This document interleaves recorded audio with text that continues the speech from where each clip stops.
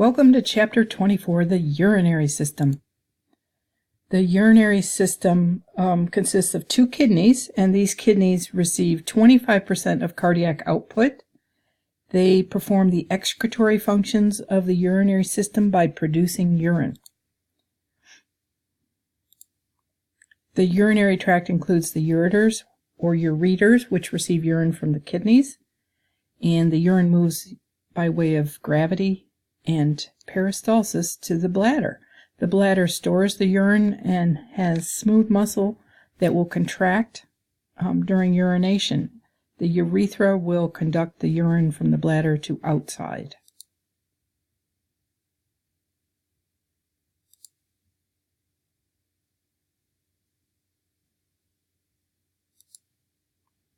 The functions of the urinary system include adjusting blood volume and blood pressure, regulating blood plasma concentrations of sodium, potassium chloride, and other ions, stabilizing blood pH, conserving nutrients by preventing their loss in the urine, and removing drugs and toxins.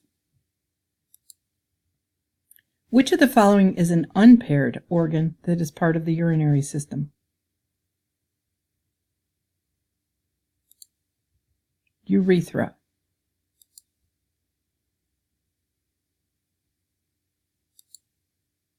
The hilum is the point of entry for the renal artery, the renal vein, renal nerves, and the ureter. The kidneys are retroperitoneal. The kidneys are located on both sides of the vertebral column and are protected by organs, muscles, and ribs. The left kidney is a bit higher than the right. The position is maintained by the overlying peritoneum, the organs, and connective tissue.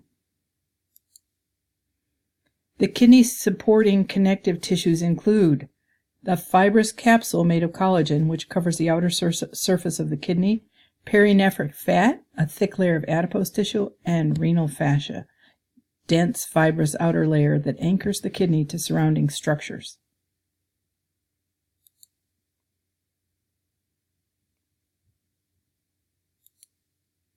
Which of these is associated with the renal hilum?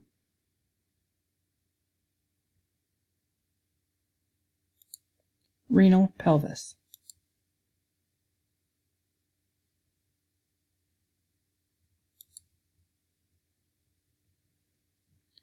The kidneys are complex at the gross and the microscopic level. You need to be able to recognize and label all of the parts of the kidney, from the ureter, the hilum, the renal pelvis, the renal columns, the renal cortex, the medulla, the pyramid, the capsule,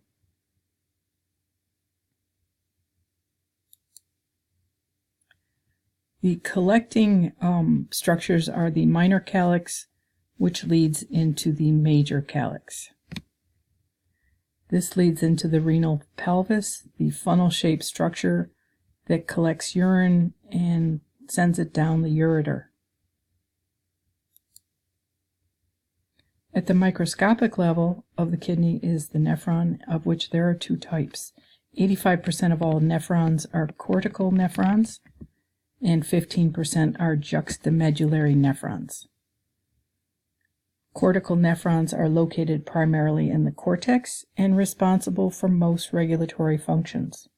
Juxtamedullary nephrons have a long nephron loop extending deep into the medulla, and it's essential for producing concentrated urine.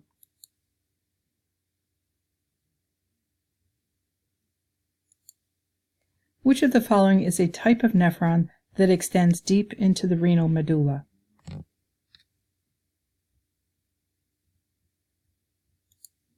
Juxtamedullary.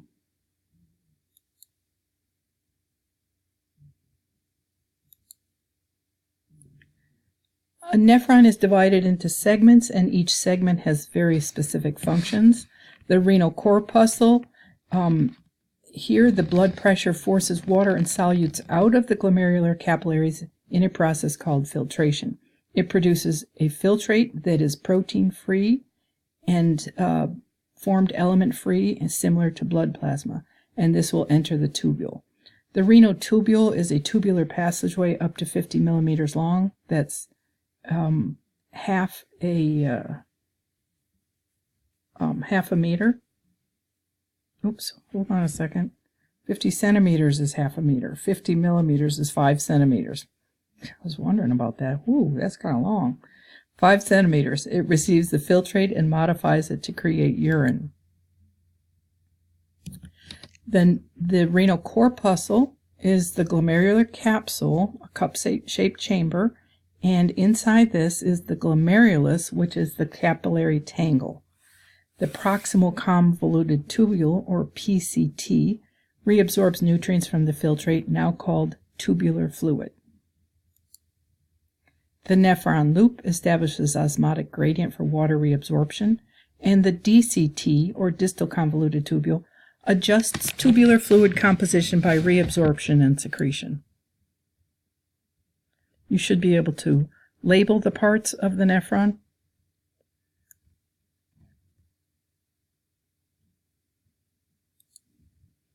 The collecting system is a series of tubes carrying the tubular fluid away from the nephron.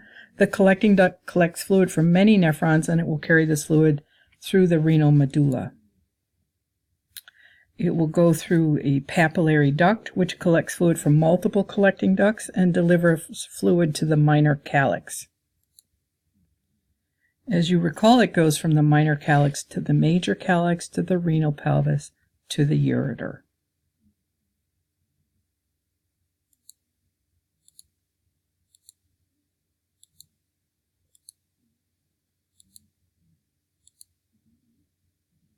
Which of the following parts of a nephron does not contain filtrate?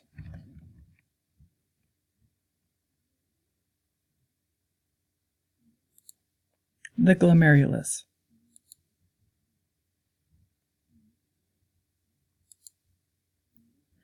The kidneys are highly vascular, and you need to know the different arteries that supply the blood to the kidneys.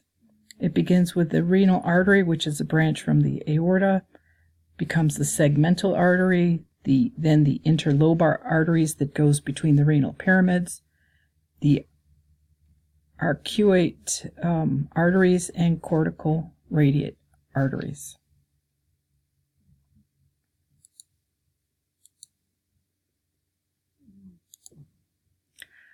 The blood flow around a cortical nephron comes in through the afferent arteriole.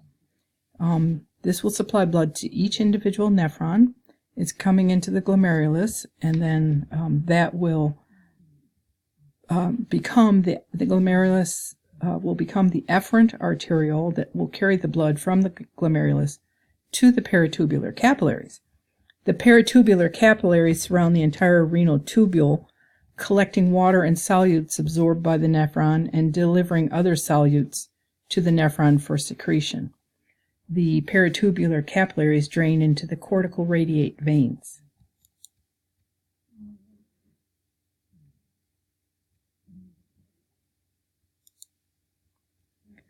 Blood flow around a juxtamedullary nephron is the same flow until after the peritubular capillaries.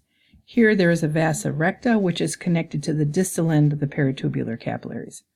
And it's just very long and straight capillaries that run parallel to that nephron loop, transporting water and solutes within the renal medulla and draining into the cortical radiate veins.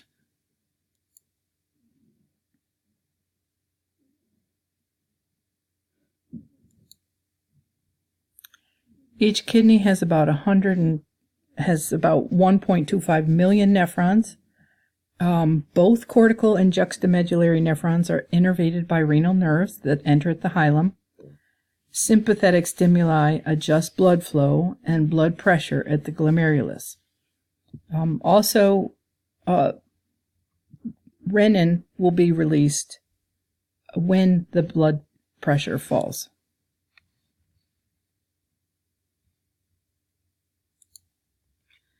Blood leaving the efferent arterioles flows next into which of the following vessels?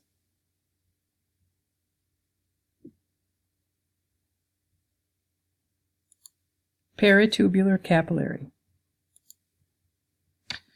Kidneys maintain homeostasis by removing wastes and producing urine.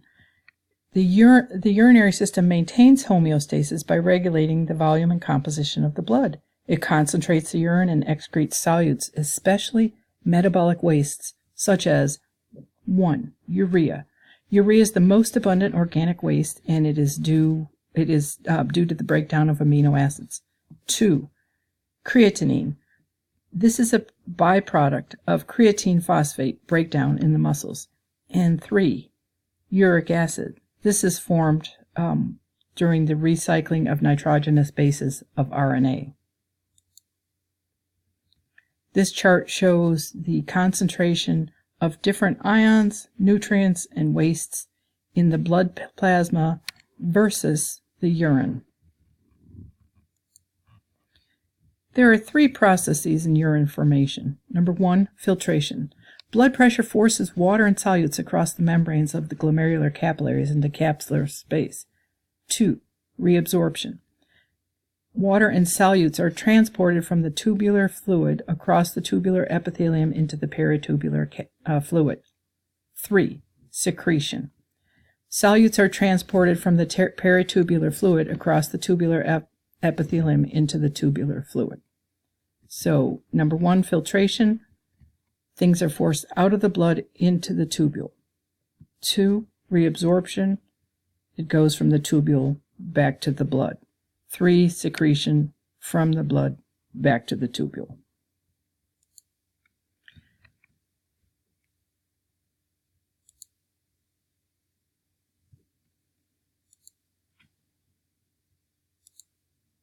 Which part of a nephron is responsible for reabsorbing all organic nutrients from the filtrate?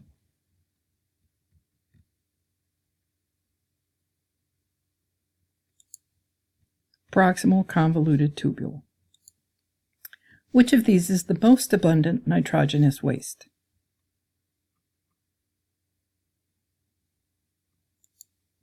Urea.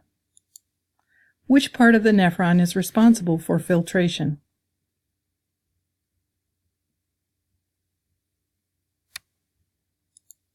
Renal corpuscle. What are the 3 processes of urine formation in order?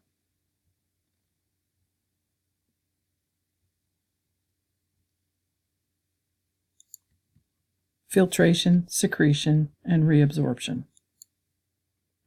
Filtration, reabsorption, and secretion. It's the second one that is correct.